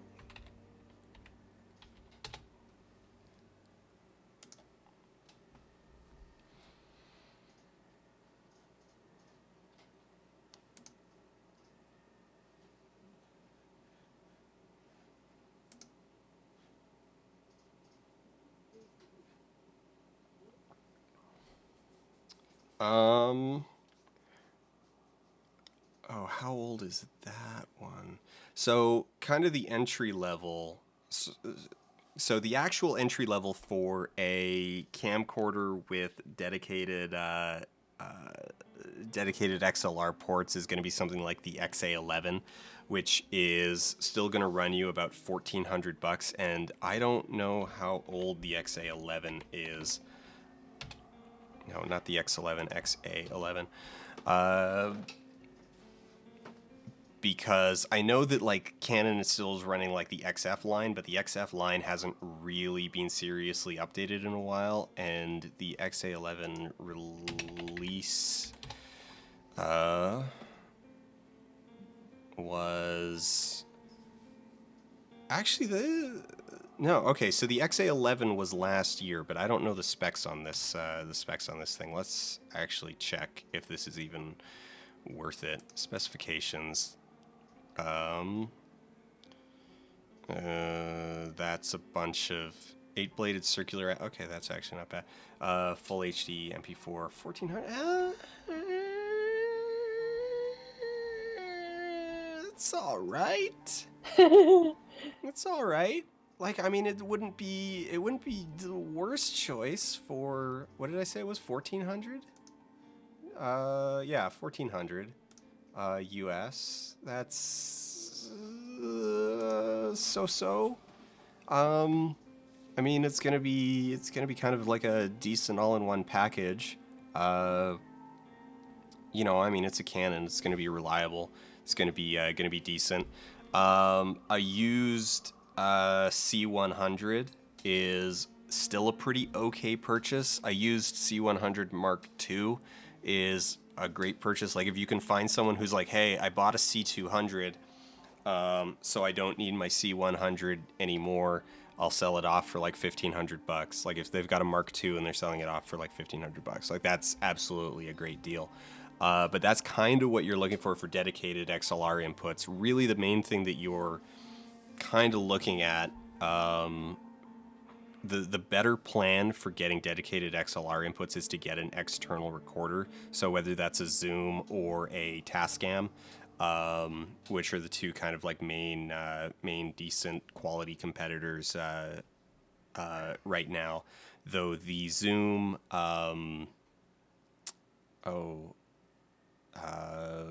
what's their number at? The H6N? Or is it the H7 now? So they started out with they kind of burst onto the scene with the H4N, which was a really, really, really good digital audio recorder that recorded to these like fancy new SD cards. Ooh. Everybody was all excited about that. The main problem with the H4N, so from like these days, the actual main problem with the H4N is that because it was like kind of really new, with the SD card thing, is that the range of SD cards that it supports is now really limited, and it's getting harder and harder to find so if you buy an H4N and it doesn't come with a card, it's going to take you some work to find a card that'll even work with it. because modern cards, it does not like them. It really, really doesn't like them, and it won't take any card over like 16 gigs. Like I think we tried a 32 gig. Yeah, we tried a 32 gig in one a couple weeks ago, and it wouldn't work. So we had to go down to. Fortunately, we had a 16 gig because it was like, okay, do we use the 4 gig card or the 16 gig card? So that's actually one of the problems with the H4n at this point. But if you can get one and you can get a working memory card, like it's a decent, it's decent, it's decent. It's a little, it's got some UI issues as well that feel a little clumsy at this point. Like some of the buttons are in kind of like weird places, and some of the feedback on like settings isn't that great. But it also has the built-in mics, so it's a really good like hand recorder. You know, if you've got one that's working and you navigate your way around it, it's a really, really solid thing. And you can usually pick them up for pretty cheap these days because they sold tons of them and they're all floating around. And so, like, finding a used one is not hard at all. And yeah, so then the Tascams are a little bit more flexible. Basically, they're a little bit newer, and they've got a wider range of them at a better price point. So you can get a Tascam brand new, like the DR60D or the DR70D, and I think they've got a DR40D as well. That's a pretty good option. But like, and I think there's Mark IIs of all of those at this point. They're only like $200. Yeah, you know, that right there, like basically $200 for an external recorder is going to allow you to use a camera that's going to cost a lot less than sort of the $200 price difference. Does that make any sense at all? Are you asking? I'm asking if that made sense to you, like if that explanation. Okay, so if you think about the camera that you can afford, Right. like, and I guess all of this comes down to budget. Like, budget is going to be the big question. Like, okay, how much money do you have to spend? Because if you're sitting on like, you know, it's like, well, you know, I don't want to spend more than like $5,000. Then it's like, oh, okay, I can recommend you tons of cameras with XLR inputs within your budget. But if your budget Sure. is like, hey, I'm trying to put together a kit for like ideally less than 1,300. You know, Right. ideally, like, you know, it's like I would feel a lot more like the closer to it, you know, the closer to being less than $1,000, the more comfortable I would feel.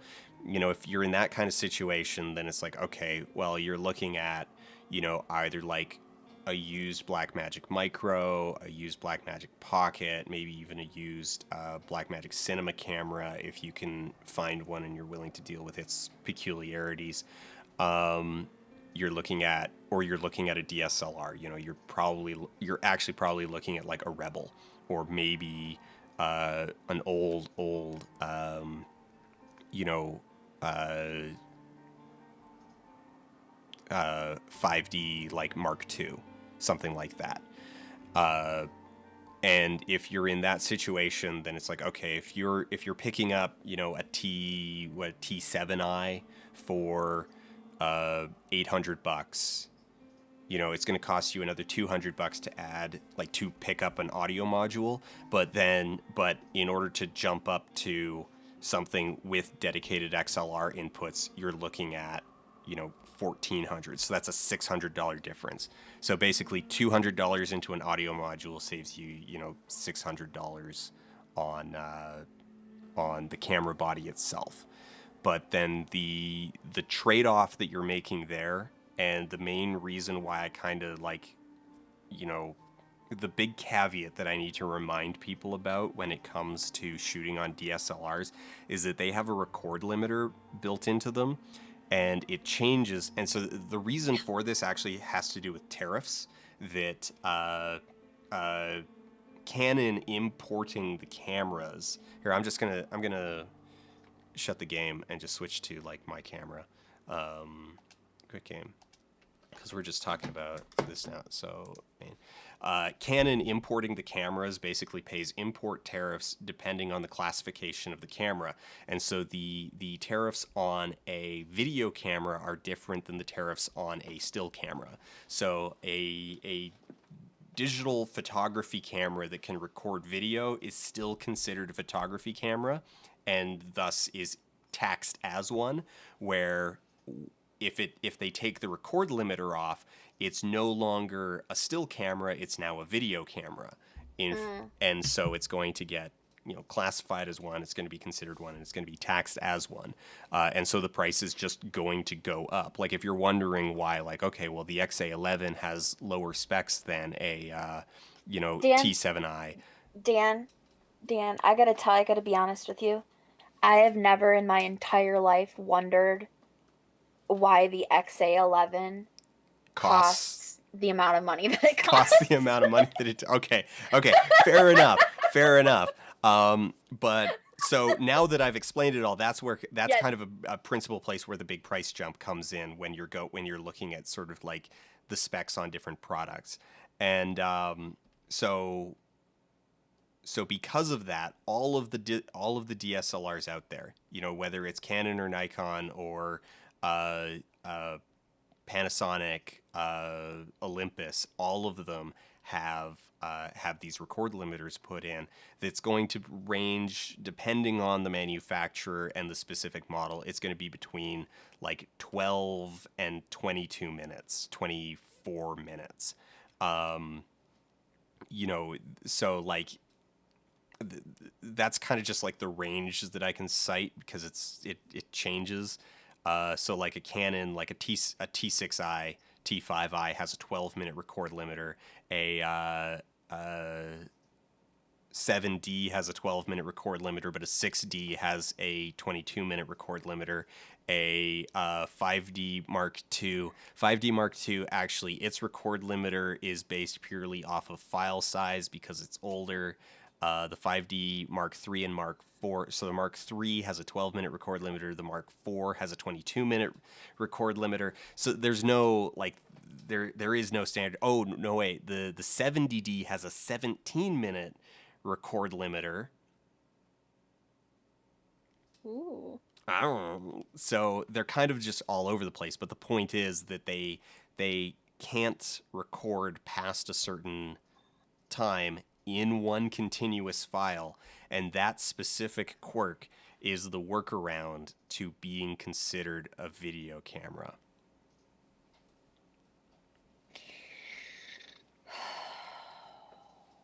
Weird.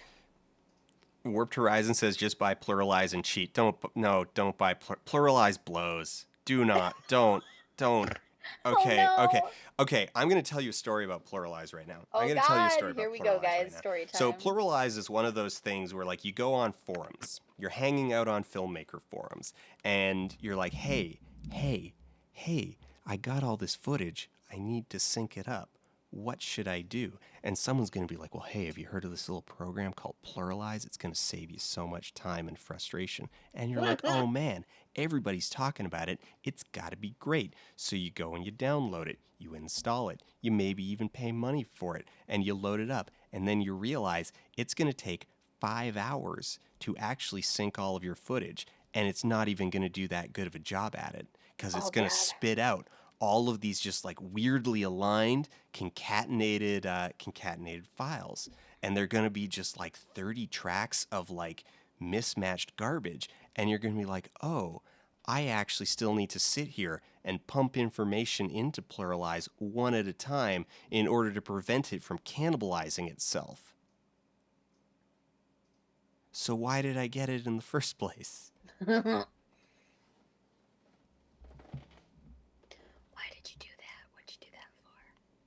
I'm not so needless to say, my first couple of experiences with Pluralize were highly underwhelming. It is not nearly as awesome as everybody makes it sound, but I suppose it's great if you don't have much to sync. Like if you don't have a whole lot to sync, sure. But if you got a whole lot to sync and you got a little really long files in there, it's going to spend forever, a really long time analyzing the files and basically like mapping out the audio in them, and it's a right mess. It's a real mess. And yeah. All right, let's see these pictures that Vex is posting. Vex has okay. All right, so Vex has managed to deload the sewers and is just kind of running around in the empty skybox and with some floating gates. That's fun.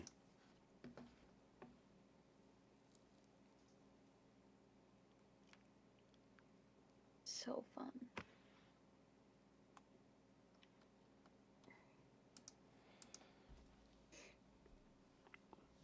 So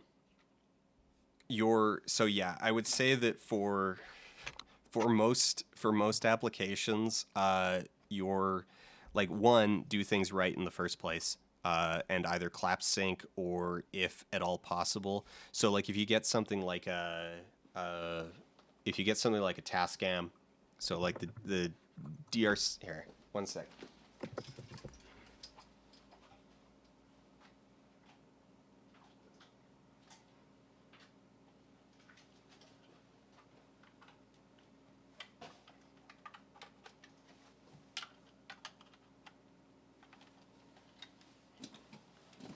All right. Obnoxious.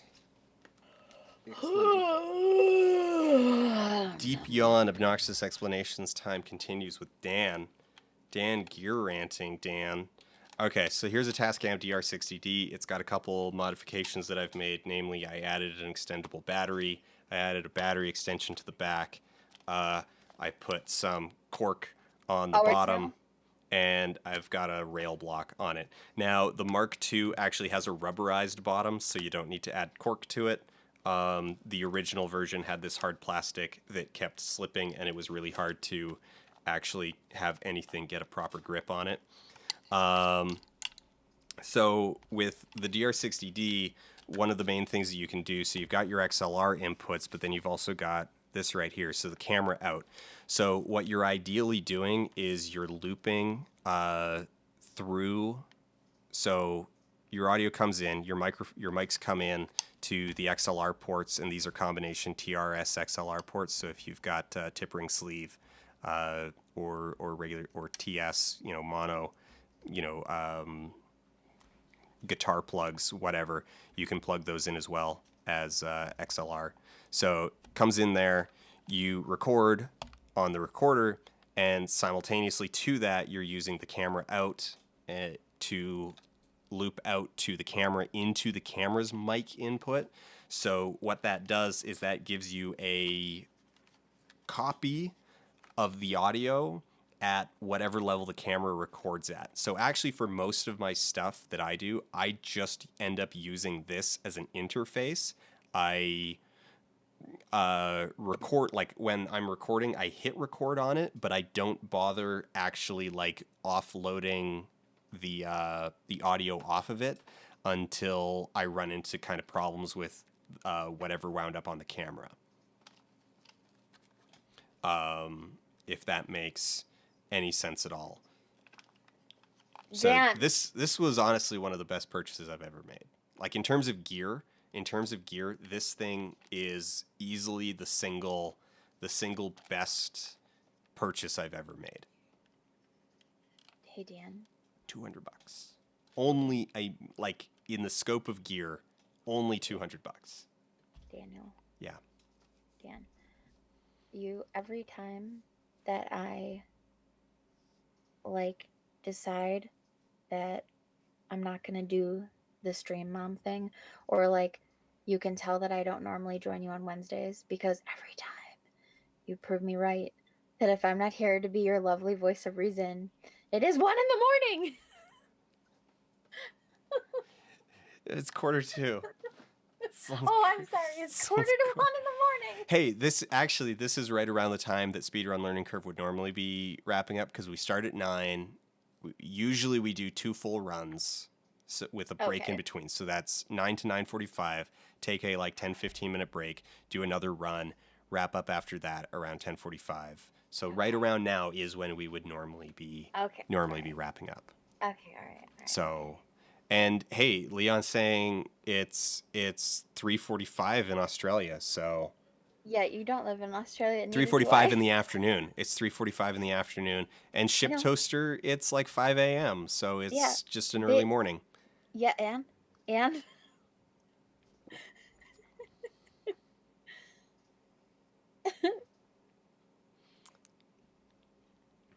how's your mason jar, you hipster? I gotta knock my mason jar. It's got a handle on it. And Do you ever fill it with Dr. I can Pepper, put a or do you lid only on drink Dr. Pepper from the can? it. Also from the bottle. Nice. Every now and then I'll get like a 2 liter, and then I usually use a different glass that can hold, like, I don't know. Well then. Yeah, right now I am surviving off of 2 liter bubbles because I came home from Massachusetts and I only had 2 cans left. And so I literally did that thing where you have food in the house, but you specifically order like pizza or something just to make someone else bring you soda. Yeah. Do you ever do that? Do you ever do that? Because I totally do that. Yeah. I did not want to go to Order the pizza, Rite Aid and then or they're the like, "Hey, anything else?" And you're just like, "I don't know, 2 liter Coke." yeah, or like, 2, so I don't have to leave while this nor'easter is blowing through. You know what I mean? Like, uh, Any other gear questions, Crystal? no, You, I don't. I mean, like, probably eventually I would love to talk some nerdy gear things. But right now, like at 12:45 on this particular Wednesday, no, I'm just nothing's striking my fancy. okay. All right. Thanks everybody for coming out. 2 weeks. 2 weeks. 2 weeks now. 2 weeks from now, they will announce. They will have announced the lineup. I'm gonna be. We will still be doing Speedrun Learning Curve that night. Probably at the very least, we'll be doing a something that night. But I One Hit Die, so a web series that I've done a bunch of work on over the years with each season. They're shooting their new season, and so I'm going to be working on that, doing data management for them, and that starts on the 3rd. So that's going to be like the 3rd through the 13th. So I'll be on set, doing that for those, like, for that bit. But so I will be. I don't have the schedule yet. I don't have the schedule yet, but we usually don't do any night shoots on One Hit Die because no one who makes the show likes doing night shoots. Like, the DP doesn't like doing night shoots. The director, producer, the writer, like, they don't like doing night shoots. Don't want to do it. The writer doesn't like doing night shoots, so the director doesn't like doing night shoots, so they don't bother, like, writing any night shoots. And we had one night scene in season 2, and we wound up just like, it's like no, we don't want it, day for night. And it's like, I don't know, man, day for night, like, day for night usually looks pretty bad. They're like, I don't care, I do not care. I don't care how it looks. 100% We are not going to shoot it down into my body, down, like, in my bones themselves. I do not care. Yeah, I mean, that's actually almost as good as that show that I worked on last fall, The Detour. Like, they were the same thing.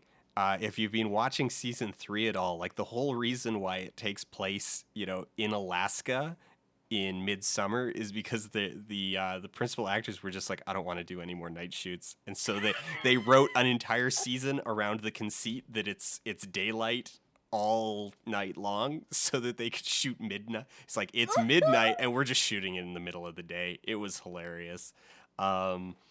It's like, hey, you know what? Have the balls to go there. Like, great. So we had like literally one shoot that was at night, and it was an interior, so we just like blacked out the windows. Oh, nice. Great. So yeah, so I don't expect any night shoots, so I expect that I will be home with plenty of time on that Wednesday. Also, I was meaning to double check. I was going to go to gamesdonequick.com and just like triple check, because someone said, I think they come out on Friday. No, Games List posted April 4th. Games List posted April 4th. Upcoming SGDQ 2018 dates. All deadlines end at 11:59 p.m. Pacific, unless otherwise specify it. Okay, so by 11:59 p.m. Pacific time, April 4th, the Games List will be posted, which in retrospect is 1 a.m. my time. So, even later for me. Yeah. I think they'll. I think since that's just posting a list, they're gonna do it a little earlier in the day. They're probably actually going to do it during the day, like, I don't know, mid-morning. That seems a lot more reasonable than posting it in the middle of the night. Or is that just me? It's just me. I'm crazy. I'm the crazy one here. But so yeah, April 4th, the Games List will be posted, and we will find out. And so you all will probably know before me. Cool. I'll Cool. check the listing during lunch while I'm on set. Just good. It's great. I don't even know if I'll be in cell range. I'll be awake. I have no idea where we're shooting. No, I'm gonna be awake. When is the last time you've known me to fall asleep before 3 a.m? Fury Road's Day for Night looked great, but Fury Road's Day for Night is... Oh no! You started. You opened a door. The grading on Fury Road as a whole, like the Fury Road was not shot. Fury Road was assembled. Like the behind the scenes on that movie are mind blowing, because it's clear that the director, whose name just suddenly is escaping me, that doing like Babe and Happy Feet, spending like a decade, more than a decade, like 15 years working on those movies. George Miller spending like 15 years working on movies like Babe and Happy Feet taught him exactly what the computer is capable of doing. And so he went into Fury Road like knowing the limits of what the computer could do, and shot his movie around that. Like he knew, it's like, oh no, we can, he knew exactly what could be done in post. And so it was apparently a little bit frustrating. Like he uttered those deadly words, we'll fix it in post, we'll do it in post. But he was saying it with intent because he knew what post could do. And so the behind the scenes on the post-production on Fury Road are mind-blowing. And it leads to, and actually, so the Day for Night, here's the brilliant thing. They shot the Day for Night the way that they did specifically because, like, if you watch it... Who asked this question? You were literally saying goodnight. Crystal. The highlights, the reflections in people's eyes during the night sequences, the reflections in people's eyes during the night sequences are left daylight. So everybody has these tiny orange light reflections in their eyes while everything else is this day for night blue. It's brilliant. It's brilliant. I'll give you that. I'll allow brilliant and excited brilliant. All right. I'm gonna day for night right into bed. Okay. That's what I'm gonna do. All right, pushing the button. Thanks everybody for coming out. See you next week. Take care. Bye. Say goodnight to your pets. Bye.